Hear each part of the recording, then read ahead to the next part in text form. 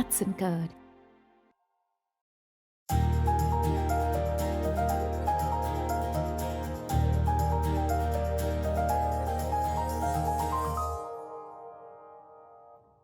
பாரதியினுடைய நினைவுகளை பற்றி அவருடைய எள்ளுப்பேரன் திரு ஆர் நிரஞ்சன் பாரதி அவர்கள் வருகின்றார்கள்.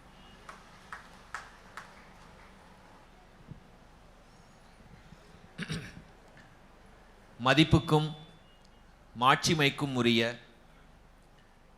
மதுரை கம்பன் கழகத்தின் நிறுவனர் தலைவர் போற்றுதலுக்குரிய சாலமன் பாப்பையா ஐயா அவர்களே,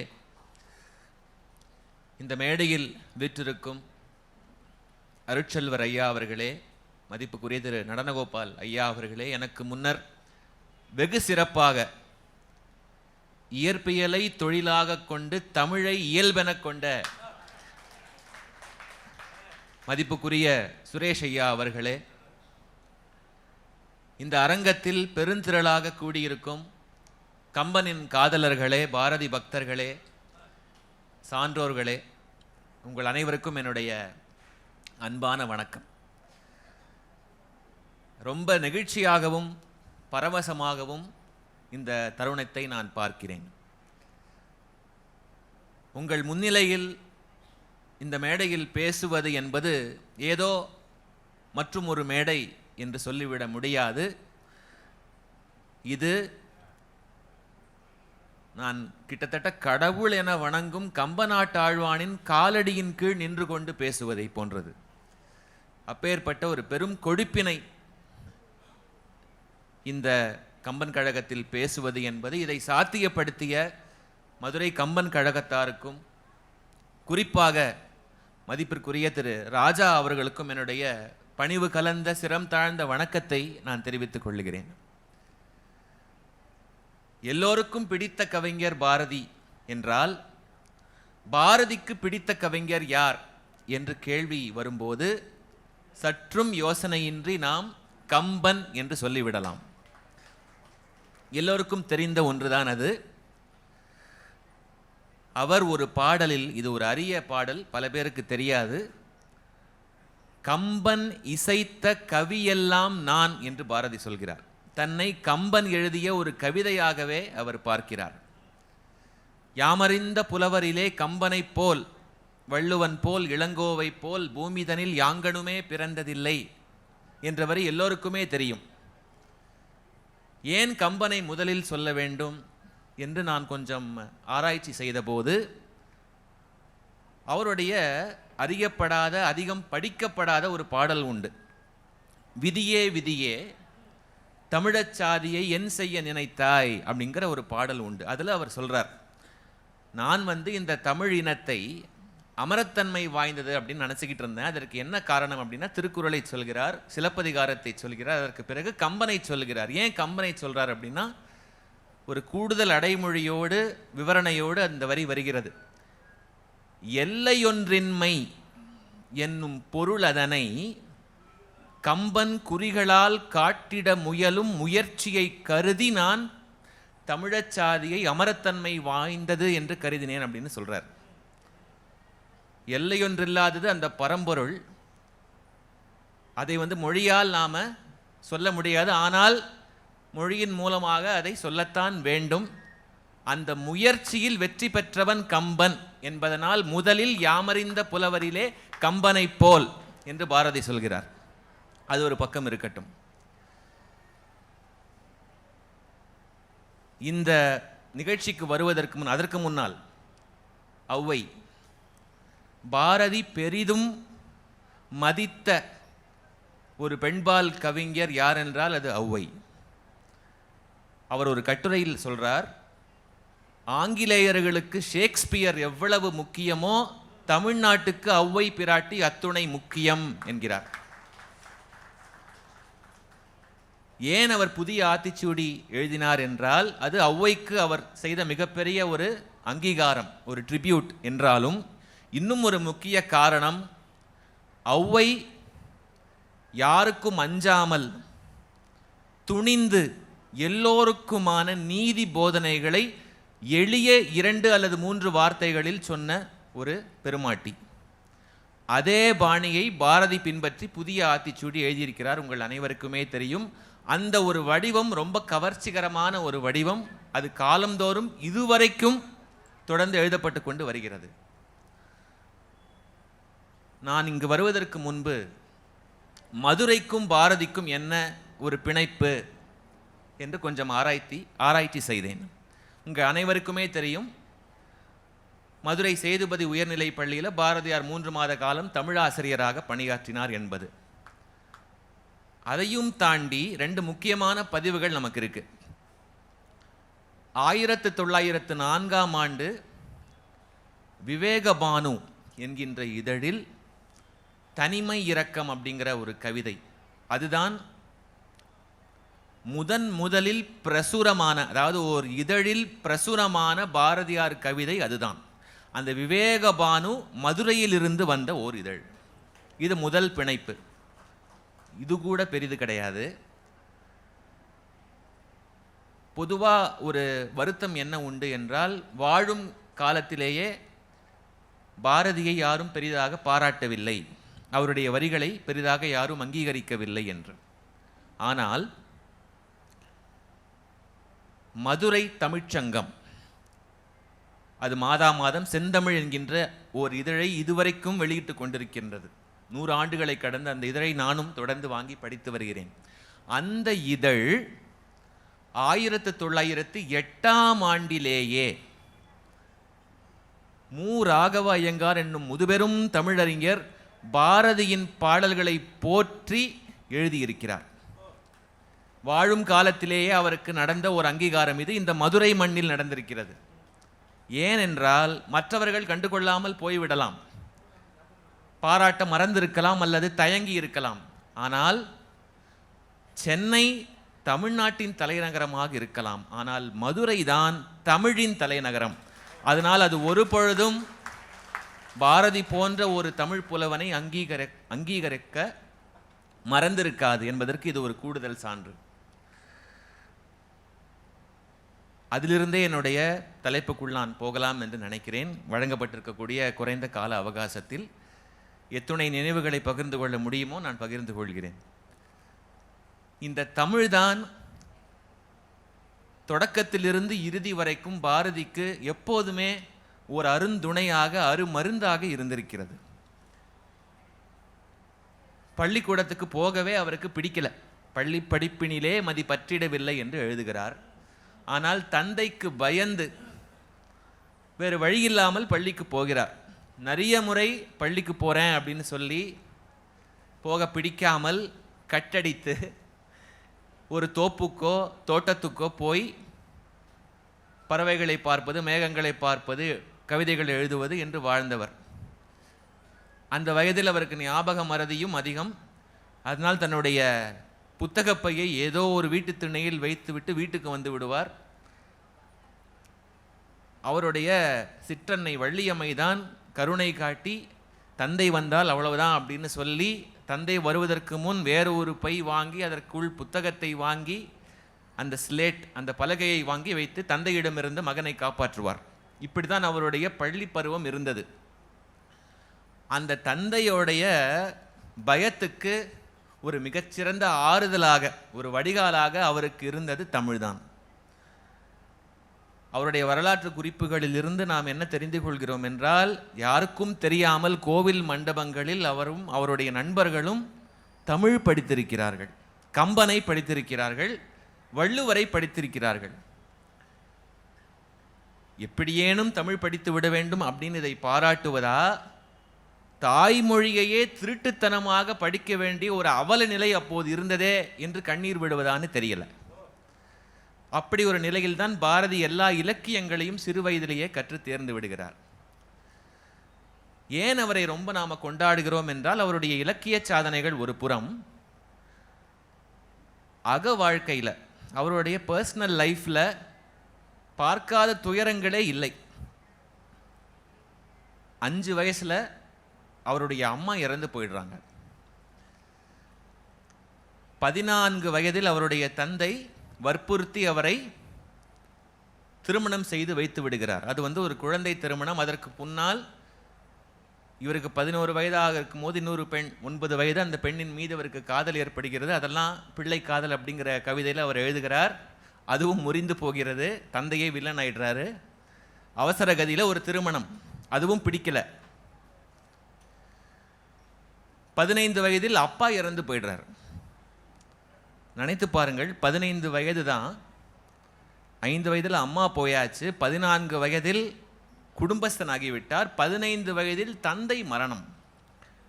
அப்பொழுதும் குறிப்பாக திருமணம் நடந்த அன்றைக்கு பாரதியாருக்கு துணையாய் இருந்தது தமிழ்தான். அவருடைய திருமணம் கடையத்தில் நடந்தது. தென்காசிக்கு அருகில் இருக்கக்கூடிய ரொம்ப அழகான ஒரு ஊர், செல்லம்மாவினுடைய சொந்த ஊர். அங்கே நம்ம பாரதி எங்கே போனாலும் பாட்டு தான், எதற்கெடுத்தாலும் பாட்டு தான். செல்லம்மாவை பார்த்து ஒரு பாடல் பாடுறார். எப்போ? 14 வயசு தான். அண்ணாமலை ரெட்டியார் என்று ஒரு மிகப்பெரிய சிந்து கவிஞர் இருந்தார். பாரதிக்கு அவருடைய பாடல்களின் மீது அப்படி ஒரு மோகம். அதை அடிப்படையாக வைத்து கொஞ்சம் தன்னுடைய சொந்த சரக்கையும் ஏற்றி பாரதி அந்த இடத்துல ஒரு பாடல் பாடியிருக்கார். என்ன பாடல் அப்படின்னா, தேட கிடையாத சொன்னமே உயிர் சித்திரமே மட அன்னமே அரோசிக்குது பால் தயிர் அன்னமே மாறன் கொலை வேல்கணை விரிபார்பினின் தனநான நடுவே துளை செய்வது நான் இல்லை முன்னமே என்ன செய்தேனோ நான் பழி முன்னமே கட்டி அணைத்தொரு முத்தமே தந்தால் கை தொழுவேன் முனை நித்தமே. செல்லம்மாவுக்கு போய் எனக்கு இப்படி ஒரு கணவன் வாய்க்கணுமா என்று அவங்க ரொம்ப வருத்தப்பட்டுட்டாங்களாம். ஒரு சராசரியான ஒரு கணவர் நமக்கு வாய்த்திருக்க கூடாதா என்று. தந்தையை எதிர்த்து பேச முடியாது. அந்த காலத்தில் சாய்ஸ் எல்லாம் கிடையாது. உத்தரவென்றால் உத்தரவு, நீங்கள் கீழ்ப்படிந்தே ஆக வேண்டும். வேறு வழி இல்லை. திருமணம் செய்து கொண்டு விட்டார். அதற்கு பிறகு காசிக்கு போகிறாரு, திரும்ப எட்டயபுரத்துக்கு வராரு, எல்லாமே உங்களுக்கு தெரியும். அதற்கு பிறகு குடும்ப வாழ்க்கை ஆரம்பமாகிறது. சென்னையில் சுதேசமித்ரனில் போய் சேர்கிறார். பத்திரிகை துறை அவருக்கு ஒரு புது உலகத்தை திறந்து காண்பிக்கிறது. நடனகோபால் ஐயா அவர்கள் சொன்னார்கள், எப்படி அவருக்கு இங்கே புதுச்சேரியில் அல்லது சென்னையில் இருந்து கொண்டு உலக விஷயங்கள் எல்லாம் எப்படி தெரிந்தது. ரஷ்ய புரட்சி, பெல்ஜியம் புரட்சி, இத்தாலியில் மாஜினி என்கின்ற ஒரு புரட்சியாளனை பற்றிய கதை எல்லாமே எப்படி இவருக்கு தெரிந்தது என்றால், முக்கியமான ஒரு காரணம் பத்திரிகை துறை. அவருக்கு இருந்த அந்த ஒரு படிப்பு குணம், ஒரு ஒரேஷியஸ் ரீடர் என்று ஆங்கிலத்தில் சொல்வார்களே, அது மற்றும் ஒரு காரணம். அவருடைய வாழ்க்கையில் ரொம்ப ரொம்ப முக்கியமான ஒரு திருப்புமுனை சம்பவம் அப்படின்னு சொல்லணும்னா, சகோதரி நிவேதிதா தேவியை அவர் சந்தித்த அந்த தருணம் தான். சகோதரி நிவேதிதா சுவாமி விவேகானந்தருடைய சிஷ்யை. அவங்களுடைய உண்மையான பெயர் அது கிடையாது. அவங்களுடைய இயற்பெயர் மார்கரெட் எலிசபெத் நோபல். அயர்லாந்து நாட்டைச் சேர்ந்த பெண்மணி. விவேகானந்தருடைய பேச்சால் ஈர்க்கப்பட்டு இந்தியாவுக்கு தீட்சை பெற்றவர். மிகச்சிறந்த கல்விப்பணியும் சமூக பணியும் ஆற்றியவர். காசியில் கொல்கத்தாவில் காங்கிரஸ் மாநாட்டை முடித்துவிட்டு பாரதி சென்னைக்கு போகின்ற வழியில் சகோதரியாரை சந்திக்கின்ற வாய்ப்பு அவருக்கு கிடைக்கிறது. பாரதி அறிமுகம் செய்து கொள்கிறார் தன்னை. அந்த இளமைக்கே உரிய அந்த துடிப்போடும் மிடுக்கோடும் அறிமுகம் செய்து கொள்கிறார். அம்மையார் எல்லாம் கேட்டுக்கிறாங்க, நீ மட்டும்தான் வந்தியா, உன் மனைவி குழந்தைகளெல்லாம் நீ கூட்டிகிட்டு வரலையான்னு கேட்குறாங்க. அவர் சொல்கிறார், இல்லைம்மா, அந்த மாதிரி வழக்கம் எங்களுடைய நாட்டில் இல்லை. இந்த மாதிரி பொது நிகழ்ச்சிகளுக்கு வெளியிடங்களுக்கு மனைவி குழந்தைகளோட போகின்ற வழக்கம் எங்களுக்கு கிடையாது அப்படிங்கிறார். சகோதரியார் அதிர்ச்சி அடைந்து பாரதியை பார்த்து கோபமாக பேசுகிறாங்க. இந்த நாட்டில் படித்த ஆண் மக்கள், சுயநலவாதிகள் ஒரு தவறை செய்கிறீங்களே, வீதியில் இறங்கி வந்தே மாத்திரம் அப்படின்று முழக்கமிடுகிறீர்கள், ஓகே. வீதியில் இறங்கி போராட்டம் செய்த பிறகு வீட்டுக்குள்ளே நுழைந்து உங்களுடைய மனைவியோ அம்மாவோ சகோதரியோ மகளோ அவர்களை அடிமை போல் நடத்துகிறீர்களே, இது அபத்தமா இல்லையா? பெண் விடுதலை இல்லாமல் மண் விடுதலை எப்படி சாத்தியம் அப்படின்னு கேட்குறாங்க. பாரதியாருக்கு யாரோ பலார்னு அரைந்தது போல் இருந்தது. நீ எப்படி செய்யலாமா? நீ ஒரு எவ்வளவு பெரிய மேதை, எவ்வளவு பெரிய இன்டலெக்சுவல். படிக்காதவர்கள் அப்படி செய்துவிட்டு போகட்டும், சுயநலவாத ஆண் மக்கள் அப்படி செய்துவிட்டு போகட்டும், நீ அப்படி செய்யலாமா? நீ சாதாரணமானவனா? இந்த யுகத்துக்காக பிறந்தவன் அல்லவா நீ? இந்த நாட்டுக்காக பிறந்தவன். நீ இப்படி செய்யலாமா? இனிமேல் அப்படி செய்யாதே. உன் மனைவியை இடது கை என மதி, சக்தி என போற்று அப்படின்னு உபதேசம் பண்றாங்க. அன்றைக்கு பாரதியார் மறுபடியும் பிறக்கிறார். இன்று புதிதாய் பிறந்தோம் என்று சொல்றார் இல்லையா, அது அவருக்கே நடக்கிறது. சரண்டர் ஆயிட்டார் அந்த சகோதரியார்கிட்ட. அதற்கு பிறகு சகோதரியார் ஒரு இலை பிரசாதமாக கொடுக்குறாங்க, அதை வீட்டுக்கு கொண்டு வராரு. என்னுடைய வீட்டில் ஒரு நிகழ்ச்சியை அடிக்கடி சொல்லுவாங்க. காலம் சென்ற என்னுடைய பாட்டி லலிதா பாரதி அவர்கள், அவங்க தான் பாரதியாருடைய பேத்தி, தங்கம்மா பாரதியினுடைய மகள். நான் தங்கம்மா பாரதி வழியாக வருகின்றவன் தான். பாரதிக்கு 2 மகள்கள், தங்கம்மா பாரதி, சகுந்தலா பாரதி. தங்கம்மா பாரதி அவர்களுக்கு ஒரு பெண் லலிதா பாரதி. லலிதா பாரதி அவர்களுக்கு 2 மகன்கள். மூத்தவர் பெயர் அர்ஜுன் பாரதி, இளையவர் பெயர் ராஜ்குமார் பாரதி. நான் ராஜ்குமார் பாரதியின் மகன். இந்த வளாகத்தில் அக்ரிணியில் என்னுடைய பெரியப்பா அர்ஜுன் பாரதி அவர்களுடைய மகள் திருமதி அஸ்வினி, அவங்க குடும்பமும் இருக்காங்க. அவங்களும் இந்த நிகழ்ச்சிக்கு வந்திருக்காங்க. 2 வருடமா அவங்க மதுரையில் தான் இருக்காங்க. என்னுடைய பாட்டி அடிக்கடி சொல்லுவாங்க, என்னன்னா பாரதியாருக்கு முன் கோபம் அதிகம். சில முறை அவர் செல்லம்மா மீது கோபம் கொண்டு வார்த்தைகளை விட்டு விடுவார். மனதளவில் கள்ளமோ களங்கமோ இல்லை என்றாலும் அவருடைய இயல்பு அந்த மாதிரி சட்டு சட்டென்று கோபப்படுவது. ஆனால் அப்படி கோபப்பட்டாலும் அடுத்த நிமிஷமே செல்லம்மாவிடம் சற்றும் தயங்காமல், ஈகோ பார்க்காமல், செல்லம்மா என்னை மன்னிச்சிடு என்று சொல்லுவார். உன்மேல் கோபப்பட்டேனே, அந்த பழைய பாரதி செத்துட்டான் செல்லம்மா, நான் இப்ப புதிய பாரதி வந்திருக்கிறேன், என்னை ஏற்றுக்கொள். 100 ஆண்டுகளுக்கு முன்னாடி ஆணாதிக்கும் புறையோடி போயிருந்த ஒரு சமூகத்தில் மனைவியிடம் மன்னிப்பு கேட்கறதற்கு என்ன தயக்கம் வேண்டும் என்று எல்லா கட்டுகளையும் உடைத்து ஈகோவை அப்பால் வைத்துவிட்டு அவர் மன்னிப்பு கேட்டிருக்கிறார். நான் சமீபத்தில் சக்திதாசன் அப்படிங்கிற ஒரு ஆவணப்படத்தை எழுதியிருக்கிறேன். அது யூடியூப்ல இருக்கு, நீங்க பார்க்கலாம். சக்திதாசன் என்பது பாரதியின் புனை பெயர்களில் ஒன்று. சக்திதாசன் என்கின்ற ஒரு டாக்கு டிராமா நீங்க யூடியூப்ல பார்க்கலாம். பாரதியாரினுடைய ஆன்மீக பரிமாணத்தை பேசக்கூடிய ஒரு படம். அதுல இந்த வசனத்தை நான் அப்படியே வைத்திருக்கிறேன். பாரதியார் நிவேதித தேவியை சந்தித்து விட்டு வருகிறார். செல்லம்மா கிட்ட எல்லாத்தையும் சொல்றாரு, எல்லாத்தையும் பகிர்ந்து கொள்கிறார். அப்பொழுது அவர் சொல்றார், என்னை மன்னிச்சிரு செல்லம்மா, அந்த பழைய பாரதி செத்துட்டான், புதிய பாரதி வந்திருக்கிறேன். அதற்கு பிறகு புதுச்சேரி உங்கள் அனைவருக்குமே தெரியும். 10 ஆண்டு காலம் புதுச்சேரியில். அவருடைய வாழ்க்கையினுடைய சிறந்த பகுதியும் அதுதான், மோசமான பகுதியும் அதுதான். அவருடைய ஆகச்சிறந்த படைப்புகள் குயில் பாட்டு, கண்ணன் பாட்டு, பாஞ்சாலி சபதம் 3மே புதுச்சேரியில் தான் எழுதப்பட்டன. அதே சமயத்தில் அவரை அதிக அளவு பெரும் அழுத்தத்திற்கு உள்ளாக்கிய பூமியும் அந்த புதுச்சேரி தான். என்ன அழுத்தம் என்றால், புதுச்சேரி ஒரு பிரெஞ்சு காலனி. அப்பொழுது புதுச்சேரி எல்லையை தாண்டி அவர் தமிழக எல்லையில் கால் பதித்தால் கைது செய்து விடுவார்கள்.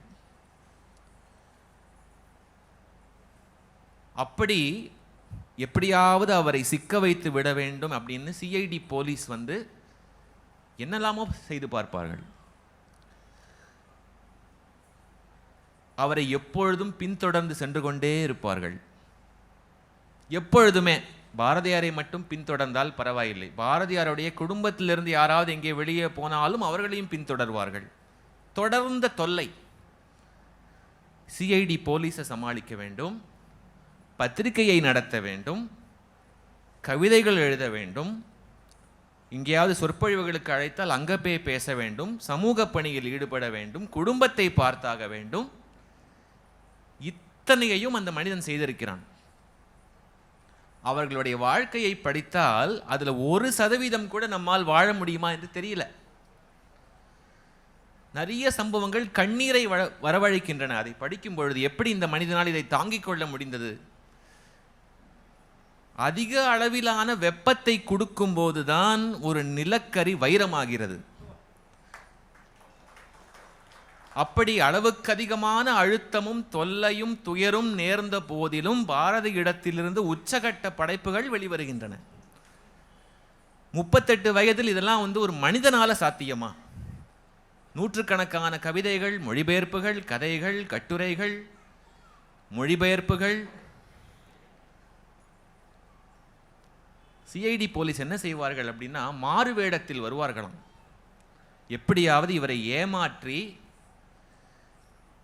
நாம் எல்லையை தாண்டி தமிழகத்துக்கு போய் இவரை விட்டுவிட்டால் பிரிட்டிஷ் அப்புறம் பார்த்துக் கொள்வார்கள், கைது செய்து விடுவார்கள் அப்படின்னு. ஒரு மொட்டை கடிதாசி வருது அவருக்கு ஒரு நாள். நான் உன்னுடைய பள்ளி தோழன் பாரதி, என்ன தெரியலையா உனக்கு? உன்னை சந்திக்கணும் என்று ரொம்ப ஆசையாக இருக்கு. இரவு 7 மணிக்கு நீ விளக்கை அணைக்காமல் அப்படியே இரு, நான் உன்னை பார்க்கிறேன். பாரதிக்கு யார் என்று தெரிந்து விட்டது. அவர் வரார், அந்த நண்பர். அவர் மாறுவேடத்தில் வந்த ஒரு காவல்துறை அதிகாரி தான். பாரதியார் அவர்கிட்ட வழக்கம் போல பேசிவிட்டு என்ன சொல்றார் அப்படின்னா, சீச்சி நாயும் பிழைக்கும் இந்த பிழைப்பு என்று சொல்லிவிடுகிறார். இதெல்லாம் ஒரு வேலையா? இப்படி வாழலாமா உன்னுடைய சொந்த நாட்டிலேயே அப்படின்னு சொல்லி எப்படியோ அவரை துரத்தி விடுகிறார். இது மட்டும் இல்லை, நவரத்ன வியாபாரி போல வேடமிட்டு கொண்டு வருவார்கள், சந்நியாசி போல வேடமிட்டு கொண்டு வருவார்கள். இப்படி எத்தனையோ முயற்சிகள், எல்லாவற்றையும் அவர் முறியடித்து விடுவார். அந்த காலத்தில் இந்த மாதிரியான மக்களுக்கு புதுச்சேரியில் ஒரு பேர் இருந்தது, சுதேசிகள். பிரிட்டிஷ் அரசாங்கத்தால் தேடப்படக்கூடிய குற்றவாளிகள், அதற்கு பேர் தான் சுதேசிகள். பாரதி, வாவேசுவையர், அரவிந்தர், மண்டையன் சீனிவாசாச்சாரியார் எல்லாம் ஒரு கேங்கு, ஒரு செட்டு. இதில் ஒரு உச்சகட்டமான நெகிழ்ச்சி சம்பவம் ஒன்று நடக்கிறது. புதுச்சேரியில் இருந்த பொழுது ஒரு ஒற்றன் வருகிறான், பாரதியாரோடு நெருங்கி பழகுகிறான். அவனுடைய நோக்கமே பாரதியாருக்கு நண்பனாகி அவரோட நெருங்கி பழகி ஒரு நாள் அவரை எப்படியோ ஏமாற்றி தமிழகத்துக்கு போய் பிரிட்டிஷ் அரசாங்கத்திடம் ஒப்படைத்து விட வேண்டும் என்பதுதான். பாரதியாருக்கு இது தெரியல. அவர் எல்லோரையும் நேசிப்பவர். காக்கை குருவி எங்கள் ஜாதி, ஒற்றனை நேசிக்காமல் இருப்பாரா? ஜாதிகள் இல்லையடி பாப்பா என்று சொன்னவர். ஐயா அவர்கள் ஆத்திச்சூடியில் கடவுள் வாழ்த்தில் சொல்கிறார், எல்லா மத கடவுள்களையும் போற்றியவர் இவரை வெறுப்பாரா? எல்லோருக்கும் அவர் ஒன்று தான். பழகிறார். ஒரு நாள் அந்த ஸ்பை என்ன பண்ணுறார் அப்படின்னா, பாரதியை எப்படியோ ஏமாற்றி வெளியில் கூட்டிகிட்டு போயிடுறார். பக்கத்து தெருவில் இருக்கிற அரவிந்தருடைய வீட்டுக்கு போகும்போது கூட மனைவியிடம் சொல்லிவிட்டு போகும் பாரதியார் அன்றைக்கு ஏனோ செல்லம்மா கிட்ட சொல்லிட்டு போகலை. சரி வந்துருவார், பக்கத்தில் தான் போயிருக்காருன்னு செல்லம்மா அமைதியாக இருந்துடுறாங்க. ஆனால் நீண்ட நேரம் ஆகிறது, அவர் வரலை.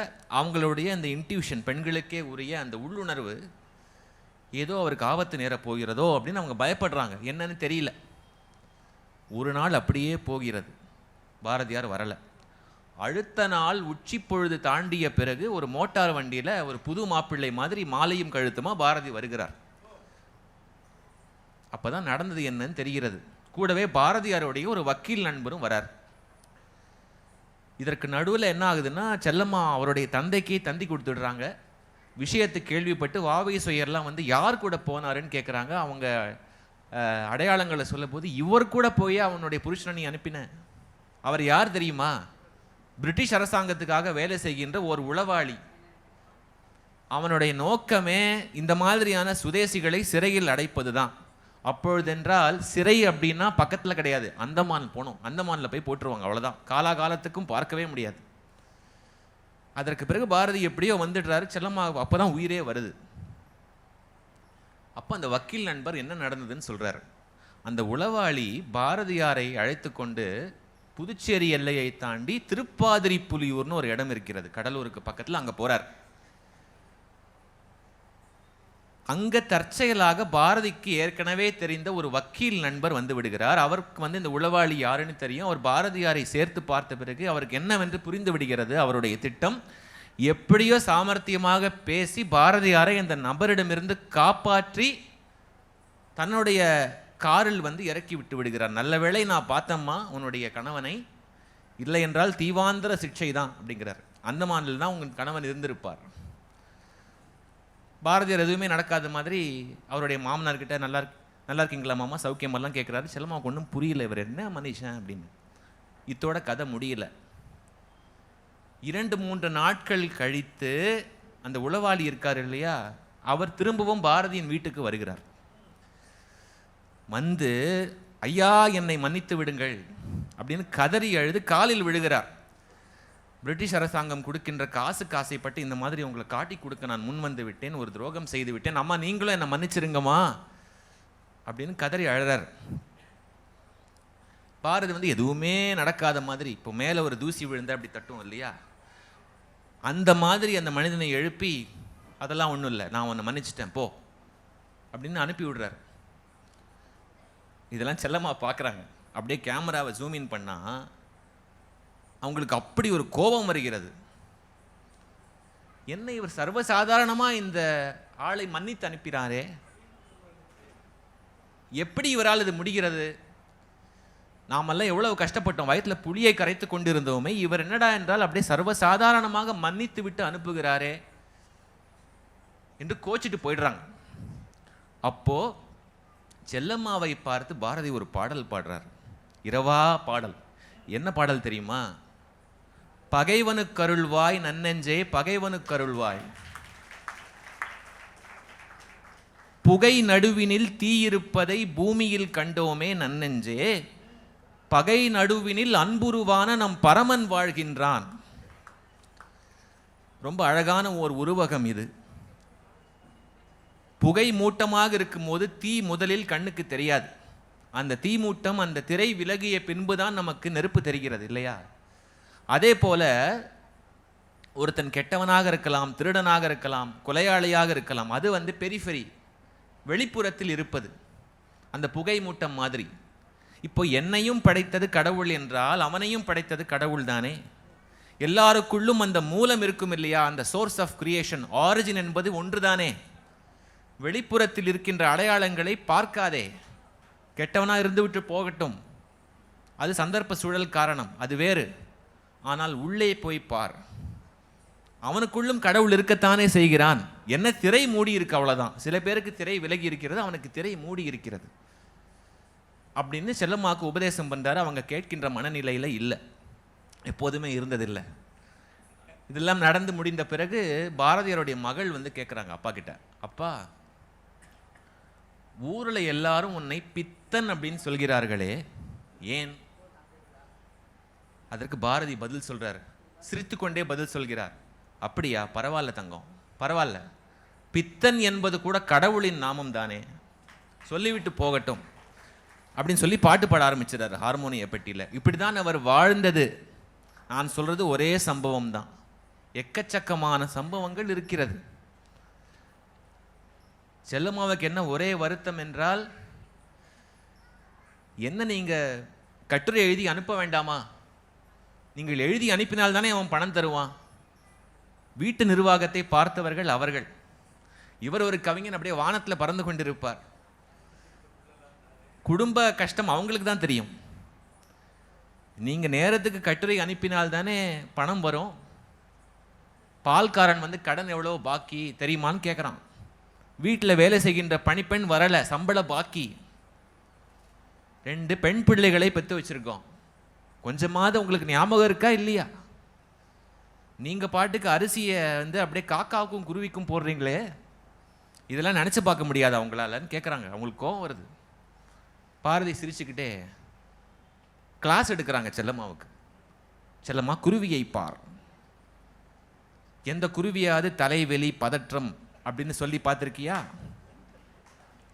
எவ்வளோ ஆனந்தமாக அது வந்து கொத்தி விளையாடுது பார், தின்னு விளையாடுது பார். அதாவது நாம் வந்து 6 அறிவு உடையவர்கள் அப்படின்னு பெருமை எடுத்துக்கிறோமே, ஆனால் நம்மால் வந்து சண்டை போடாமல் இருக்க முடிகிறதா? நீ என் மேலே எரிஞ்சு விழற, நான் உன் மேலே கோவப்படுறேன். அந்த குருவிகளை பாரு, அந்த குருவிகளுக்கு இதெல்லாம் இல்லை. அப்போ நம்ம பெரியவங்களா குருவி பெரியவங்களா அப்படின்னு கேட்குறாரு. செல்லம்மாவுக்கு இன்னும் கோபம் வருகிறது அந்த இடத்துல. இதெல்லாம் கேட்குற உங்கள் பாடம்லாம் எனக்கு கேட்குற மனநிலையில் இல்லை.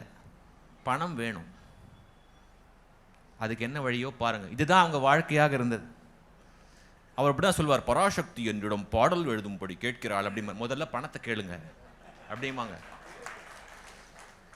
அவருக்கு கோவம் வந்துடும், என்ன நீ சும்மா சும்மா பணம் பணங்கிற அப்படின்னு கோச்சுக்குவார். வேறு வழியில் அப்படி தான் அவங்க வாழ்க்கை இருந்தது. அப்புறம் யோசிக்கிறார், செல்லம்மா சொல்கிறதும் சரிதானே, பாவம் அவன் என்ன பண்ணுவா, பணம் மட்டும் இருந்தால் என் செல்லம்மா உலகத்தையே ஆண்டுடுவா. பணம் தானே பிரச்சனை, என் தமிழுக்கு மதிப்பில்லையே. Fox with the golden tail அப்படின்னு ஆங்கிலத்தில் ஒரு கதை எழுதுகிறார் பாரதி, ஆனி பெசண்ட்டை கிண்டல் அடித்து. அது 100 பிரதிகள் போகிறது. தமிழில் எழுதி கொடுக்குறேன், யாரும் வாங்குவதற்கு முன் வரவில்லை. என் தமிழுக்கு இந்த நிலையான அவருக்கு தாங்க முடியல. சரி, ஒரு யோசனை அவருக்கு தோன்றுகிறது. குருவி வந்து அரிசி சாப்பிட்டு போனது, இதையே பாட்டாக்கிட்டா? அதுதான் விட்டு விடுதலையாகி நிற்பாய் இந்த சிட்டுக்குருவியை போலே அப்படின்னு ஒரு பாட்டு எழுதிடுறாரு. பாட்டு எழுதி அதை வந்து குழந்தைகளுக்கு படித்து காண்பித்து அதை பாட வைத்து ஆட வைத்து செல்லம்மாவையும் கன்வின்ஸ் பண்ணிடுறாரு.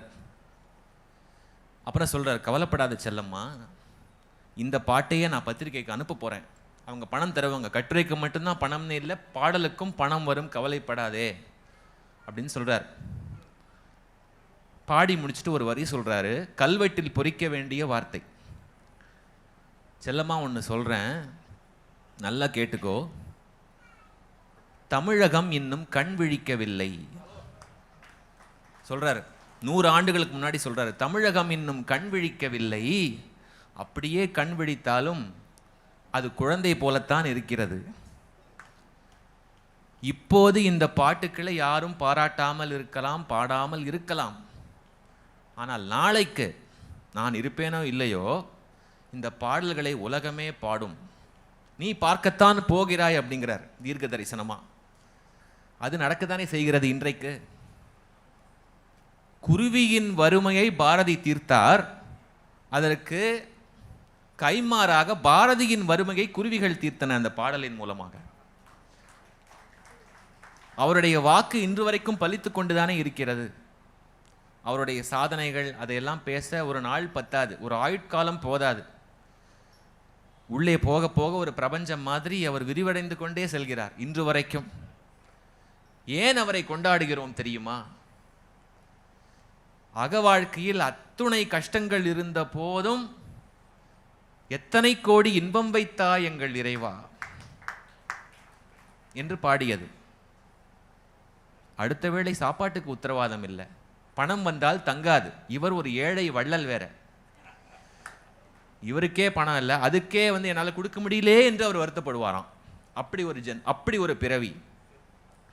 ஏன் அவரை போற்றுகிறோம் என்றால், இதை மட்டும் சொல்லி நான் நிறைவு செய்து கொள்கிறேன், அவருக்கு இருந்த அந்த அபரிமிதமான அந்த தன்னம்பிக்கை யாருக்கு இருக்கும்? யாருமே அவரை பெரிதாக மதிக்கல.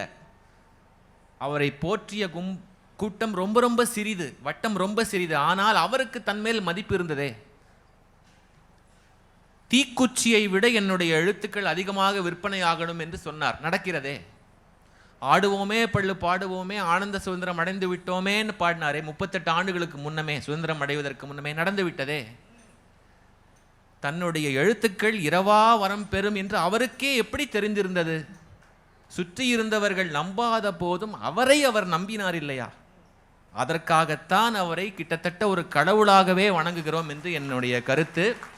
இன்னும் பேசுவதற்கு நிறைய உண்டு, இருந்தும் காலச்சூழல் கருதி இந்த அற்புதமான வாய்ப்பினை எனக்கு வழங்கிய இந்த மதுரை கம்பன் கழகத்துக்கும் நிர்வாகிகளுக்கும் இதுகாரும் பொறுமையாக கேட்ட உங்கள் அனைவருக்கும் என்னுடைய நெஞ்சு நிறைந்த நன்றி.